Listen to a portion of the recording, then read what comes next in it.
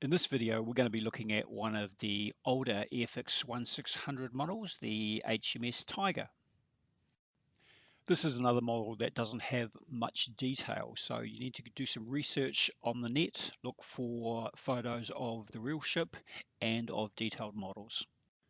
One unusual error in this kit is that it misses a complete pair of prop shafts, so they have to be fitted. The superstructure walls in particular are normally very plain on this type of model. So look at photographs and map with the positions of portholes, doors, conduits, and other features that you can add just to increase the interest. I beefed up a little bit of the foredeck detail, including the breakwater, which I extended a little bit and added some detail to, and also added armor belts in 2 strakes. The photo etch sets include lattice masts and crane. For these modern ships, you should make a really big effort to make a really good job of the bridge windows because they are such an iconic feature.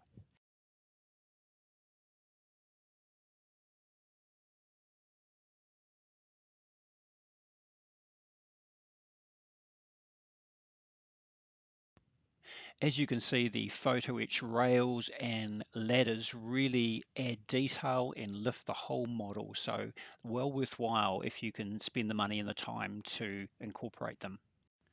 This was quite an old kit and the decals had yellowed a little bit. You can try leaving them in the sun, which will clear them up a little bit. Mine was still okay to use, so I went ahead and used them. The propellers that came with the kit were really small and I thought they just looked ridiculous. So I went ahead and built 4 custom propellers that were slightly bigger than the originals.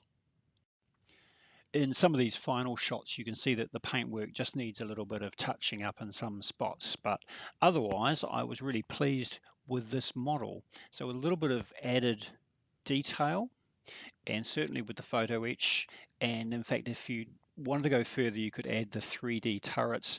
I think this makes a great kit and I was really happy with it, so hope you enjoy these final shots.